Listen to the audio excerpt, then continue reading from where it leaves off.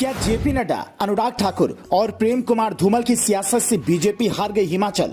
मोदी शाह ने नहीं दिया ध्यान तो बगावत ले डूबेगी। योगी की तरह जयराम नहीं कर पाए कंट्रोल। हिमाचल में हार के बाद पीएम मोदी ने कह दी बड़ी बात, 21 बागियों की बढ़ गई होंगी धड़कनें। हिमाचल में बीजेपी चुनाव के हारी सोशल मीडिया पर 3 नाम ट्रेंड करने लगे। उनमें पहला नाम जेपी नड्डा का, दूसरा नाम अनुराग ठाकुर का और तीसरा प्रेम कुमार धूमल का। कुछ लोगों का दावा है कि पार्टी की हार के लिए ये तीनों बड़े नेता जिम्मेदार हैं। इस दावे के पीछे जो दलील दी जा रही है वो हम आपको बताएं। उससे पहले पीएम मोदी का ये बयान सुनिए, जिसे सुनते ही बागियों की धड़कनें बढ़ सकती हैं।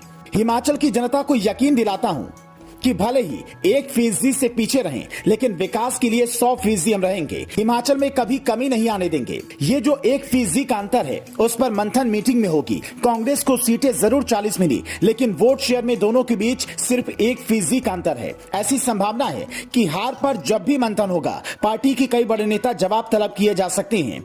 लोकल नेताओं का आरोप है कि जेपी नड्डा ने अगर टिकट बंटवारे में लोगों की भावनाओं का ख्याल रखा होता तो ऐसी हार नहीं होती। कांग्रेस ने हमारी फूट का फायदा उठाया। हालांकि ऐसी ही फूट यूपी चुनाव के दौरान भी होने की खबर आई थी, लेकिन योगी ने समय रहते संभाल लिया था। पहले आरोपों की फेहरिस्त देखिए, फिर हकीकत बताते हैं। आरोप नंबर 1, सीटों के बंटवारे में जेपी नड्डा ने पारदर्शिता नहीं बरती।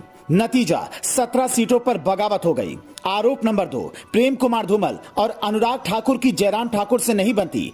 धूमल प्रचार से दूर थे। आरोप नंबर 3, मंडी सीट पर उपचुनाव में बीजेपी के हार के पीछे भी यही वजह रही, सीएम बदलने की मांग थी। कहा जाता है कि जेपी नड्डा मोदी शाह के करीबी हैं, उनके पास कोई जनाधार नहीं है, जबकि अनुराग ठाकुर हमीरपुर लोकसभा सीट से जीत कर आए हैं। केंद्रीय मंत्री के तौर पर देश भर में उनकी पहचान है, लेकिन हिमाचल में ज्यादातर लोग उन्हें धूमल जी के बेटे के नाम से ही जानते हैं। कई रैलियों में अनुराग ठाकुर ने डबल इंजन से लोगों को लुभाने की कोशिश की, लेकिन उनके पिता को चाहने वाले लोग इस बात से नाराज थे कि इतने बड़े नेता को जयराम ठाकुर ने साइडलाइन का ठीक नहीं किया है। नतीजा, हमीरपुर की 5 में से 4 सीटें कांग्रेस ने जीती और 1 सीट निर्दलीय के खाते में गई। यहां बीजेपी का सूपड़ा ही साफ हो गया। जेपी नड्डा जिस बिलासपुर जिले से आते हैं, वहां की 4 में से 3 सीटें बीजेपी ने जीत ली, लेकिन 2 सीटों पर जीत का अंतर 500 से भी कम रहा। बगावत ऐसी थी कि पीएम मोदी ने फोन कर एक नेता को समझाया, लेकिन वो नहीं माने और फतेहपुर सीट से निर्दलीय चुनाव लड़ने वाले कृपाल सिंह परमार 3000 वोट भी हासिल नहीं कर सके।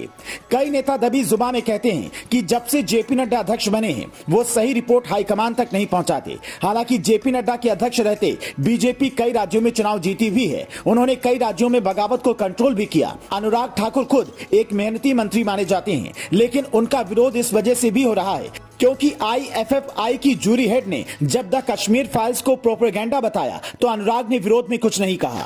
हालांकि सियासी वजहों के अलावा हिमाचल में बीजेपी के हार के कई और कारण रहे। उनमें कांग्रेस के लुभावने वादे भी थे। ओल्ड पेंशन स्कीम, हर महिला को 1500 रुपए महीने, 5 साल में 5 लाख नौकरियां और हर दूसरे घर में सरकारी नौकरी का कांग्रेस का वादा लोगों को पसंद आया। जबकि अग्निवीर से लेकर पीपी किट घोटाला और पुलिस भर्ती घोटाले जैसे मुद्दे जयराम ठाकुर सरकार की विरोध की बड़ी वजह बन गए। राजनाथ सिंह ने तो एक रैली में पीओके का भी वादा कर दिया। बड़े बड़े नेता नेशनल मुद्दों की बात कर रहे थे, जबकि जनता ने लोकल मुद्दों पर वोट किया और यह भी एक हार की वजह रही। Bureau report, news flash.